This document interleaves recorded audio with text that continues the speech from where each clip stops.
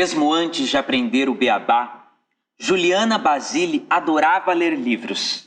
Lia pelas ilustrações, pelas imagens. Percebeu que era possível entender a história, mesmo sem saber decifrar as letras que também estavam estampadas nas páginas.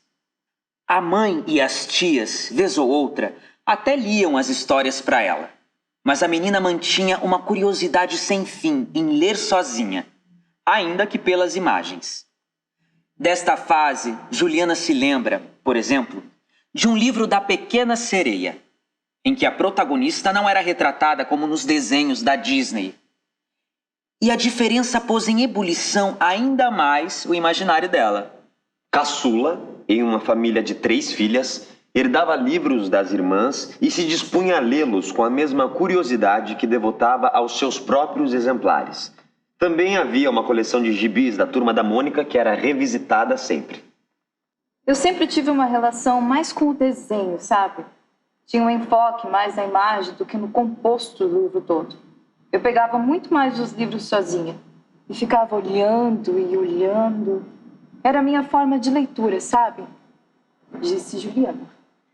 De certo modo, isso de ler por imagens estava diretamente relacionado a outra característica de Juliana, de ser observadora. O que fazia, às vezes, se passar por distraída. É que a menina criava um mundo muito próprio e imaginativo. Os pais a matricularam, por exemplo, em um curso do método Kumon. Embora não gostasse muito de matemática, Juliana ia às aulas de bom grado, porque ao fim do período havia atividades como desenho e massinha. Eu fazia os exercícios rapidinho para poder brincar. Rabiscava tudo em volta, sabe? O caderno, e desenhando, e eu desenhava muito. Relembra. Na casa da família, em Piraju, no interior de São Paulo, a menina vivia com um giz na mão, reproduzindo no chão personagens da Turma da Mônica, ou o que quer que lhe viesse às ideias. Nessa época, ela ganhou o livro João Procura uma Profissão, o que servia de deixa para que os adultos, volta e meia, lhe perguntassem o que queria ser quando crescer. Mas a menina odiava a questão. Era criança e só queria brincar. Puxa vida! Um pouco adiante, já na escola, os modos observadores dela não eram um problema. Entre uma lição e outra, continuava desenhando nas margens do caderno. Só achava uma pena o fato de as aulas de educação artística não serem levadas tão a sério. Não era visto como algo importante. Era visto como a hora da baderna. E de relaxar, sabe? Eu adorava os exercícios e eu me dedicava para aquilo, disse. Filha de um profissional de informática e de uma bancária, e hoje comerciante, Juliana pensou ter crescido em uma família que não tinha lá muita proximidade com as artes. Só mais tarde é que foi descobrir que o seu gosto pela arte está em seu DNA, por meio da avó. Ela soube que seu pai também pintava na adolescência. Aí foi uma reconexão. Minha avó me deu um quadro que ela mesma fez quando tinha 15 anos. É um quadro super bonito, que tinha um cachorro azul, sabe? E ele está na sala da minha casa até hoje. É o meu quadro predileto. Contou. Depois de alguns anos, no entanto, Juliana teve que lidar com o dilema: o que vai ser quando crescer? Tudo o que pensava casava muito bem com sua característica de observadora e aptidão ao apelo visual. Fez alguns cursos de moda e de design. Acabou optando pela educação artística, curso para o qual, em 2003, foi aprovada na Universidade Estadual Paulista, a Unesp, no campus de Bauru. Lá, Juliana mergulhou nos estudos, dominou técnicas de traço, pintura e desenho, se aprofundou em história da arte e em estudos culturais, mas a ilustração infantil ainda era algo distante. Eu tive uma matéria que falava de ilustração infantil. Ainda assim, bem pouco. Mas eu vi alguns livros e eu adorei, disse. Quando chegou a época de fazer estágio na sala de aula, eu não gostei. Vi que lecionar não era minha praia. Eu gosto mesmo é de criar, observou.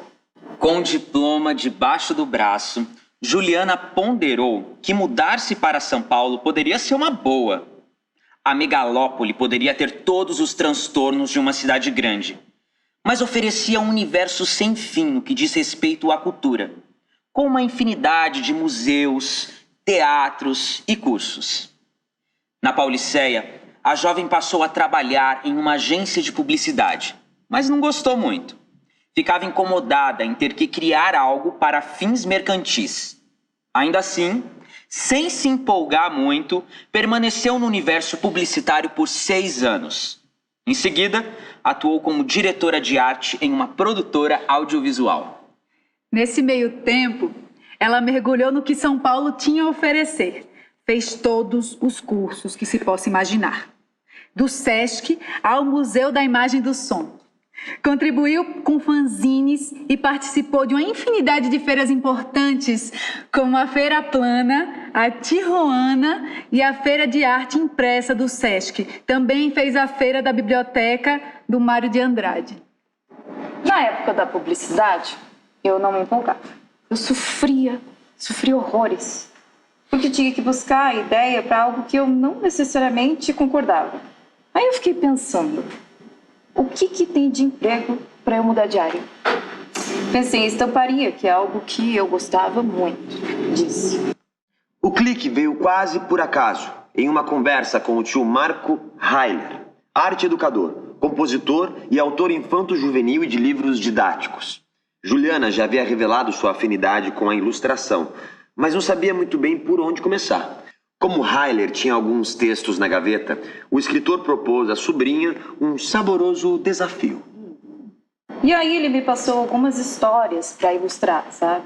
Pra gente experimentar. Eu nunca tinha feito nada de ilustração infantil. E ali eu estava acreditando que tinha tudo a ver. Faria um super trabalho. Eu meio que acreditei por causa dele. Relembrou o Juliana. O primeiro texto, o qual a ilustradora se debruçou, foi O Macaco Tocador de Violão. Mas o primeiro livro, com o trabalho de Juliana a ser publicado, foi Meu Primeiro Bicionário, da editora Carochinha, impresso em 2015. Quando eu peguei nas mãos, eu fiquei muito feliz. Era um sonho concretizado ver o livro ali. Pronto, finalizado. E por muito tempo, ele foi o queridinho da editora. Chegou a ser comprado pela Nestlé. Foi um ótimo resultado, contou. De lá para cá, as coisas foram acontecendo. Juliana passou a estabelecer contato com outras editoras e a ser chamada para outros trabalhos. Entrou definitivamente para o universo infantil. Hoje, aos 37 anos, Juliana tem 15 livros publicados. Olhando em retrospecto, ela percebe que seu trabalho como ilustradora evoluiu ao longo de sua trajetória profissional. Domina diversas técnicas, mas tem explorado muito as texturas à mão, com materiais diversos, giz de cera, lápis de cor, nanquim, combinados a técnicas de finalização digital. Desenvolveu um estilo próprio, leve, mas que sempre leva em conta o texto que vai ilustrar, como se cada história pedisse uma técnica diferente. Descobrindo o Xingu, Carochinha, por exemplo, foi todo em aquarela. O búfalo que só queria ficar abraçado da Carochinha, eu fiz todo em tinta acrílica. Exemplificou. Meu estilo evoluiu bastante.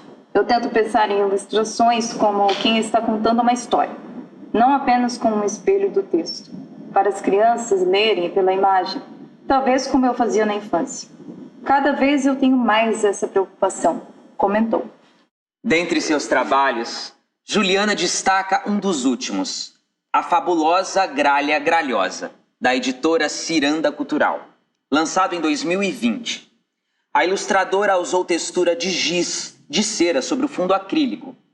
A história trata de uma gralha que queria ser cantora, mas que enfrenta certa rejeição. É um texto que tem uma sensibilidade incrível. Eu queria pegar aquela gralha no colo e fazer carinho. Eu me emocionava produzindo, quase chorando. Acho que é isso. A gente tem que botar sentimento no que faz.